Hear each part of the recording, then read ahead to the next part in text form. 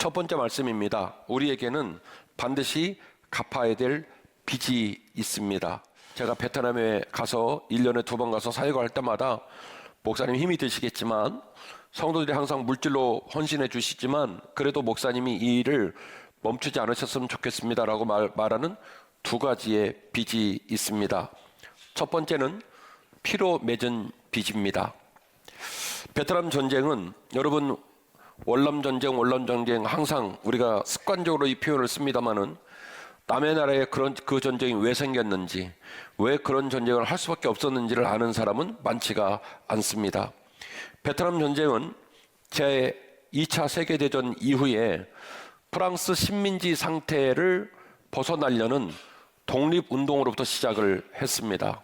프랑스는 그 먼 나라 동남아까지 와서 베트남을 프랑스의 식민지 속국으로 삼았지요. 지금도 베트남은 되게 어렵게 삽니다만 길에서 보여진 건물들이 되게 예뻐서 잠시 착각을 할 수 있습니다. 건물이 너무 서양식으로 지어지고 예뻐요. 왜 그러냐면 프랑스의 오랜 세월 식민지로 남아 있었던 흔적입니다. 문화는 동남아 문화인데 집은 어떻게 지냐면 유럽식으로 집을 지어요. 왜 그러냐면 식민지 생활을 오래나 남겨진 이제 풍토인데요. 이 프랑스 식민지로 있었던 베트남 국민들이 베트남의 주권을 회복하고 조상들이 물려준 우리나라를 여전히 지키자라는 모습으로 전쟁을 일으키게 되었는데 이 베트남이란 지역이 전략적 요충지가 되다 보니까 서구가 이 전쟁에 개입을 하게 된 겁니다. 그래서 남쪽에서는 서구와 연합해서 어쨌든 서구 세력과 연합되어진 국가를 가져가도 된다라는 입장이었고 북쪽에서는 그럴 수가 없다. 우리가 완벽하게 독립을 해야 된다는 입장으로 치달아 가다 보니 이제 내전이 되어가지고 피비린내가 나는 내전이 진행이 되게 된 것이죠. 이때에 한국은 미국의 요청을 받아 베트남이라는 나라에 총을 들고 수류탄을 들고 군대를 파병하게 됩니다. 우리가 자주 말하는 것처럼 우리 민족은 반만 년, 거의 5천 년이 넘는 역사에 1000번 이상 침략을 받은 나라입니다. 다른 나라 군인들이 칼을 들고 활을 들고 총을 들고 수류탄을 들고 우리 조국을 짓밟았습니다. 나라가 국민들을 지키지 못하니 국민들은 피난을 당해야 됐고 여인과 아이들은 수모를 당하고 얼마나 많은 모진 일을 겪은지 모릅니다. 그래서 우리는 주권을 가진 나라를 다른 나라가 침략하는 행위가 얼마나 가슴 아픈 행위인지를 몸으로 겪은 민족들입니다. 그래서 우리는 항상 말합니다. 우리는 침략당했던 민족이라고. 그런데 과연 우리가 정말 침략만 당하고 살았는지를 생각해 볼 필요가 좀 있더라는 것이죠. 이때에 한국에서는 군인을 32만 5,517명을 파병을 하게 되었고 우리가 잘 알고 있는 부대인 맹호부대, 청룡부대, 백마부대 등의 이름으로 한국 땅의 젊은이들이 낯선 땅 베트남에 파병을 가게 되었습니다. 그 전쟁 기간 동안에 죽은 한국인 전사자는 5,099명이 전사를 했고 11,232명이 부상을 입고 한국으로 귀환을 하게 되었습니다. 잘 아시는 것처럼 이 기간 동안 그 잔인했던 전쟁 무기인 고엽제 때문에 고엽제가 풀에 쏟아지고 땅에 쏟아지고 강물에 흘러 그 고엽제에 노출된 분들이 한국에 돌아와서 아기를 낳으니 기형아를 낳고 참 어려움을 겪었던 것들을 우리가 잘 알고 있습니다. 우리가 베트남 전쟁의 그 후유증을 가지고 지금도 왕왕 가족들에게 앉아서 그런 얘기를 주고받는 입장인데 그 고엽제가 땅에 쏟아지고 풀잎에 쏟아지고 강물에 흘러갔던 우리는 잠깐 있다 왔지만 그곳에 살고 있는 분들은 도대체 어느 정도 피해를 입었을까요? 베트남 측의 피해는 참혹한 피해였습니다. 군인 사망자만 135만 명이 죽었습니다. 민간인 사망자는 약 200만 명에 달하는 걸로 추정이 되고 있습니다. 이 전쟁 기간 동안에 이루어졌던 민간인 학살 문제는 지금도 모든 다른 이 나라의 전쟁을 치렀던 국가들과의 굉장히 가슴 아픈 역사로 남아 있습니다. 제가 너무 가슴이 아팠던 건 베트남 갈 때마다 느끼는 건데 베트남 사람들이 한국을 굉장히 좋아해요. 드림 코리아, 우리 옛날에 드림 아메리카 말했던 것처럼 한국을 그렇게 가고 싶어 하고 한국에서 사람들이 오면 굉장히 환대합니다. 그래서 그들은 뭐라고 말하냐면 한국 군대는 미국 군대의 용병이었다. 우리를 학살하고 우리를 죽이러 들어온 게 아니라 미국이란 나라에 경제적으로 계약을 맺고 용병으로 와서 싸운 거지 우리를 죽이려고 와서 싸운 건 아니다라고 그렇게 재해석을 하면서 그 상처받은 마음을 견디고 있더라는 것이죠.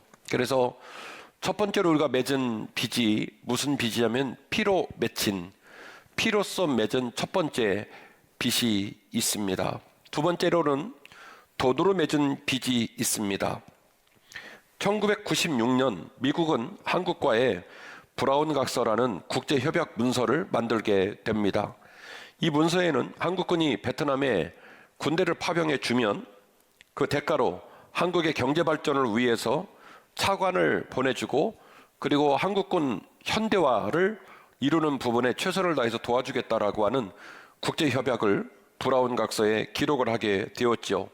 이 기간 동안 현대라는 기업과 한진이라는 기업이 베트남 건설 사업과 군수물자 수송들에 참여해서 막대한 외화를 벌어들이게 되었고 이 자본들의 움직임들로 파병을 받았던 군인들이 거둬들였던 외화와 기업들이 들어가서 거둬들였던 이 전쟁을 통해 거둬들였던 이 막대한 외화를 통해서 경부고속도로 건설, 포항제철 건립 등이 진행이 되게 되었고 이른바 우리가 알고 있는 한강의 기적, 그 기적을 일으켰던 핵심 동력원이 바로 이 사건들을 통해서 한국에 차관 형태로 들어오게 되어집니다. 한 나라가 전쟁을 치르고 고난을 당하는 기간 동안에 우리는 전쟁을 겪고 일어서기 어려웠던 경제적 난맥들을 뚫고 일어설 수 있는 좋은 기회를 맞이하게 된 것이죠. 지금은 한국과 베트남의 GDP가 너무너무 차이가 나기 때문에 베트남을 한국은 쳐다보지를 못합니다. 그런데 이 시기에 베트남의 GDP는 한국보다 훨씬 높았습니다. 프랑스 식민지로서 프랑스의 통치를 받고 있는 상황 속에서 한국보다 훨씬 더 부유한 나라였다라고 하는 것이죠. 이 상황이 역전되는 이런 일들을 겪게 되었는데 그래서 아마도 인정을 하지 않은 분들에게는 의미 없는 말이겠습니다만은 그런 행위에 가치를 두고 고민을 할 수 있는 분들에게는 우리가 베트남에게 두 가지 빚이 있구나라는 사실을 깨닫게 됩니다. 하나는 피로써 맺은 빚이 있고 또 하나는 물질로 맺은 빚이 있더라는 것이죠. 자, 이런 고민을 하고 베트남 땅을 일주일 동안 밟고 온 우리들에게 성경은 어떤 메시지를 주시고 계실까요? 성경은 이런 말을 우리에게 깨닫게 합니다. 사랑의 빚만은 갚아도 끝이 나지 않는다는 사실을 말이죠. 오늘 본문의 말씀 13장 8절에 이렇게 기록되어 있습니다. 피차 사랑의 빚 외에는 아무에게도 아무 빚도 지지 말라. 남을 사랑하는 자는 율법을 다 이루었느니라. 이런 말씀을 사도 바울이 우리에게 들려줍니다. 사도 바울은 여기서 어떤 논리를 펼치냐면 우리가 인생을 살다가 빚을 주고받을 수 있잖아요. 노동의 빚을 주고받을 수도 있겠고 물질의 빚을 주고받을 수 있을 겁니다. 그런데 이 모든 것들은 수치로 환산이 돼요. 액면가가 써 있어요. 100원을 빌렸으면 이자 포함해서 120원을 갚든지 갚아야 될 금액의 총량이 정해져 있습니다. 그런데 사도 바울은 로마서 13장 8절 말씀을 통해서 사랑의 빚만큼은 갚을래야 갚을 수가 없다라는 취지의 이야기를 우리에게 들려줍니다.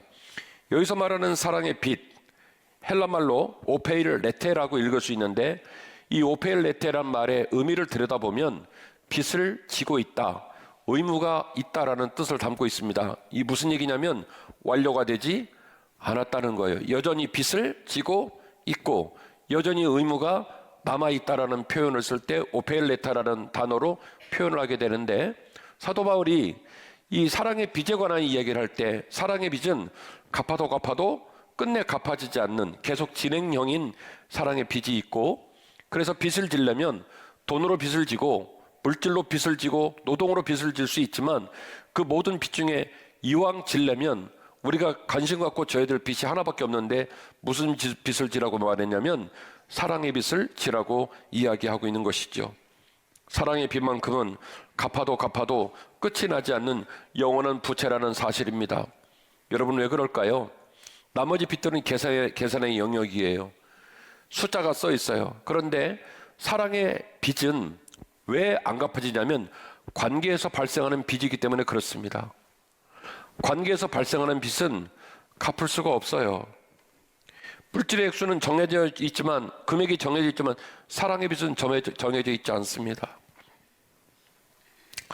제가 지난 연말에 사무총회를 준비하고 연초에 또 우리 교회 사역, 또 성기현 대표 회장, 그리고 36명을 인솔해서 베트남으로 가야 되는 이 많은 일들을 전개하는 와중에 우리 어머니가 수술을 하셨습니다. 그래서 연말부터 지난주까지 시간이 너무너무 혹독하고 어려운 시간들이었습니다. 게다가 공사를 마감해야 돼서 교회 공사까지 처리하느라 너무너무 모질고 힘든 시간을 보냈지요. 지난주에 어머니 수술을 하는데 수술비만 3천만 원 정도가 나왔습니다. 제가 카드 2장을 들고 가서 결제를 하고 왔는데 어머니께서 그러는 거예요. 세상에 부모가 많지만 나 같은 부모가 또 있겠냐. 우리 아들이 내게는 가장 큰 기쁨이다. 이렇게 말씀을 하시는 거예요. 제가 어머니한테 그랬어요. 어머니, 제가 1994년 3월 달 군대에서 제대를 하고 어머니한테 학비를 받고 그리고 기숙사비를 받고 그리고 1,800원짜리 식당에서 밥 먹을 식사 티켓까지 전부 다 한 학기분을 다 받고 난 다음에 컴퓨터를 사야 한다고 160만 원 송금하라고 떼를 써서 그렇게 힘들고 어려웠던 1994년에 160은 큰 돈입니다. 어머니가 그 돈을 보내달라는데 돈이 도저히 집에 없다는 거예요. 그래서 여러분, 담임 목사가 그런 인간이에요. 나중에 어머니 협박을 합니다. 은행 이자보다 더 높은 이자를 줄라니까 빚을 내서라도 보내라. 그래서 어머니가 그 다음 주에 진짜로 160만 원을 붙였어요. 나중에 들었는데 아버지하고 거의 이혼당할 뻔했대요. 당신 같은 여자랑은 못 살겠다. 어머니가 울면서 서울에 있는 큰아들이 그럼 내가 주워온 자식이냐? 당신 자식은 아니냐? 너무너무 고통스럽게 싸웠다는 얘기를 제가 전에 들었어요. 다른 설교를 통해 말씀을 드렸지만 저는 아직도 그 돈을 갚지 못했습니다. 그때는 돈이 없어서 갚지 못했고 나중에 돈이 있었을 때는 민망해서 갚지를 못했습니다. 그래서 제가 어머니한테 그랬어요. 자식이 그 모진 짐을 졌다고 슬퍼하고 힘들어하는 어머니한테 그랬어요. 어머니, 내가 옛날에 어머니한테 그 돈 빌렸잖아. 그랬더니 어머니 하신 말씀이 그런 일이 있었다는 거예요. 우리 아들은 나한테 그런 적이 없다는 거예요. 들은 적도 없고 기억도 나지 않고 그런 일이 없다는 거예요. 그래서 어머니는 어머니대로 자식을 생각하면 눈물이 나고 자식은 자식대로 어머니를 생각하면 눈물이 나는 겁니다. 사랑의 빚은 액면가 금액으로 거래를 하는 게 아니라 사랑의 빚은요, 관계로서 빚을 주고받는 거예요. 그러니까 못 갚아요.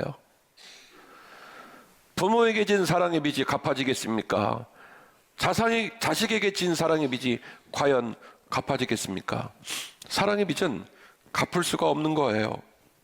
본문의 말씀 9절 말씀에 이렇게 기록되어 있네요.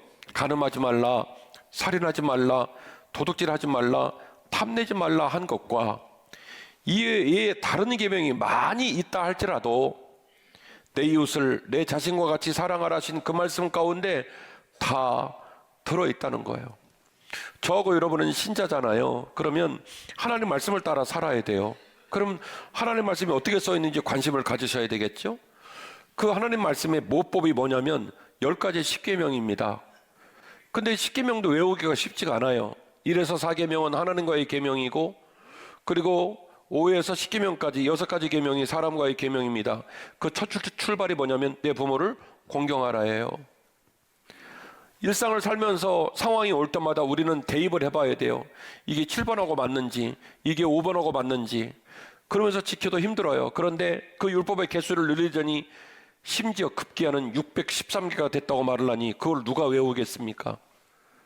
목사랍시고 장로랍시고 권사랍시고 집사랍시고 나름대로 주님을 따라간다고 얘기할 때 우리가 주님을 따라가는 방식과 그 모범에 관하여 율법을 가지고 갑론을 박할 수 있겠습니다마는 사도 바울은 우리에게 놀라운 얘기를 합니다. 너희들이 기억하고 지켜야 될 법령과 규약들이 너무나 많이 있어서 때로는 살인하지 말라, 도둑질하지 말라, 수많은 계명들을 말한다 할지라도 그 모든 것들이 내 이웃을 내 몸처럼 사랑하라 말씀하신 사랑에 다 들어있다는 거예요. 그래서 오늘 여러분 꼭 기억해야 될 중요한 권면이 나옵니다. 10절입니다. 오래 떠줬으면 좋겠고 이렇게 말합니다. 사랑은 이웃에게 악을 행하지 아니하나니 그러므로 사랑은 율법의 완성이니라. 이거 떼어놓으세요. 우리가 율법을 생각해요. 계명을 생각해요. 그런데 그 율법의 종류와 계명으로 우리 스스로가 하나님을 완벽히 섬길 수가 없습니다. 그래서 사도 바울은 말합니다. 너희들이 그 모든 법령과 계명을 생각하고 고민할 일이 아니라 너희들 가슴 안에 사랑을 품으라는 거예요. 사랑을 간직하라는 거예요. 사랑으로 보고 사랑으로 말하라는 거예요. 그러면 그 사랑 때문에 너희들이 고민했던 율법이 저절로 완성된다는 거예요. 왜냐? 사랑은 악을 행하지 않기 때문에 그렇습니다. 우리는 살다가 험한 말을 많이 합니다. 험한 생각도 많이 하고 못된 행동도 많이 합니다. 그런데 왜 그런 일을 반복하느냐? 명분 때문이에요. 그럴 수 있다, 그래야 한다, 그래도 된다라는 명분 때문입니다. 그런데 그 명분은요, 항상 상황이 달라져요. 때로는 내가 갑이지만 상대방이 갑이 될 때도 있어요. 때로는 내가 떳떳하지만 상대방이 떳떳할 때도 있거든요. 인생은 오르락내리락 하거든요. 형편과 처지와 입장이 달라지면 얼마든지 그 판단의 기준은 역방향으로 작동될 수도 있거든요. 따라서 명분과 진리를 쫓아 살아가는 거친 언변과 마음가짐은 신자의 삶을 망가뜨리기 딱 좋은 태도입니다. 사도 바울은 오늘 10절 말씀을 통하여 명백한 중요한 지침 하나를 말합니다. 사랑을 간직하고 사랑을 깨닫고 사랑을 실천하겠다 마음을 먹은 사람은 절대로 뭐 한다고요? 악을 행하지 않는다는 거예요. 악을 명분 삼아서 그것을 입술에 담고 마음에 간직하지 않는다는 거예요. 성경은 말합니다. 악인이 모양이라도 버리라는 거예요. 여러분, 배설물을 잘 포장을 하고 데코레이션을 하고 그 배설물을 잘 포장하면 배설물이 금이 됩니까? 배설물은요, 아무리 옷을 씌워놔도 뭐예요? 여전히 배설물이에요. 악인 거예요. 포장을 예쁘게 한다고 악이 선이 되지 않아요. 그래서 성경은 말합니다. 악이 너를 좀먹지 않도록 하라. 악이 너를 무너뜨리지 않도록 하라. 악이 네 생각을 병들지 않도록 하라. 선으로 악을 이기라. 악인이 그 모양이라도 버리라고 성경은 말합니다. 이 똑같은 원리에서 사도 바울은 말하는 거예요. 사랑을 행하는 자는, 사랑을 품은 자는 율법으로 전전긍긍할 이유가 없다. 왜냐하면 사랑하는 사람은 절대로 악을 행하지 않기 때문이라는 거예요. 그래서 사랑하는 자는 사랑을 온전히 이루게 되면 그 사람은 율법을 완성하게 되는 것이라고 사도 바울은 자신 있게 이야기하고 있는 것이죠. 왜 사도 바울이 이런 말을 할 수 있을까요?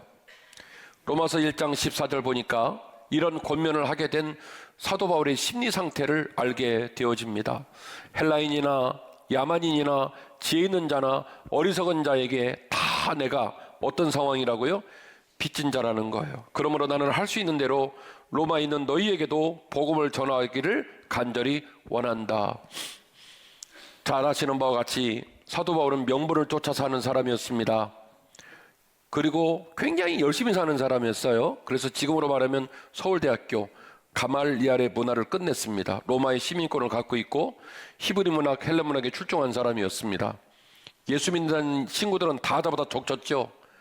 아주 그냥 눈에 떴단 그 소리에 다 절단 나는 거예요. 심지어는 그 핍박을 못 견뎌서 신자들이 우리로 말하면 저 인제, 원통 여기로 숨어드는 거거든요. 사내들인 공에 찾아가서 스스로 공문 끊어가지고 그리고 말 끌고 사람 끌고 거기가 쫓아가서 사람들 죽인다고 거기 쫓아간 사람이 누굽니까? 사도 바울입니다.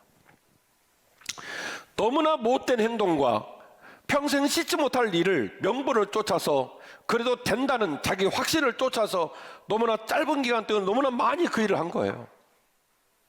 나중에 자기가 어떻게 후회할지를 모르고 너무나 거칠게 그 인생을 산 거예요. 그러다가 다메섹으로 가는 길 위에서 주님을 만났습니다. 그러니 그 사랑의 빚을 어떻게 갚겠습니까? 그래서 사도 바울은 로마서를 통해 말하는 거예요. 내가 모든 인류에게 가진 자, 못 가진 자, 배운 자, 못 배운 자, 유대인, 이방인 모든 이유에게 단 한 사람을 제외하지 않고 모든 이웃들에게 뭘 빚다고요? 사랑의 빚을 졌다. 그래서 내 목숨이 붙어있는 한, 내 생명이 끝나지 않은 한 나는 갚을 수 없는 이 사랑의 빚을 갚아야 한다. 그래서 내가 당신들에게도 이 복음을 증거하기를 원한다라고 이야기하고 있더라는 것이죠. 바울은 그 빚을 어떻게 갚았습니까? 복음을 전함으로 갚았습니다. 사랑을 실천함으로 갚았습니다. 그리고 저와 우리 36명의 팀도 그 정신을 유산으로 받아 베트남에 사랑을 전하고 사랑을 심고 빚 갚는 심령으로 사명을 감당했습니다. 로마서 13장 10절 말씀, 사랑은 이웃에게 악을 행하지 아니하나니 그러므로 사랑은 율법의 완성이니라. 전쟁은 명분을 떠나서 이유를 떠나서 악을 행한 겁니다. 그러나 사랑은 악을 행하지 않습니다. 전쟁이 남긴 빚을 사랑이 갚습니다. 폭력이 무너뜨리는 것을 복음이 세웁니다. 이것이 하나님 나라의 방식입니다. 2026년 우리는 위대한 교회로 갑니다. 위대한 교회는 건물이 크고 사람이 많이 있는 교회가 아니에요. 위대한 교회는 사랑의 빚을 기억하고 그 빚을 갚기 위해 함께 걸어가는 교회입니다. 한빛교회가 베트남에 남긴 사랑의 발자국과 그 씨앗들이 아름다운 열매로 맺혀지기를 기대합니다.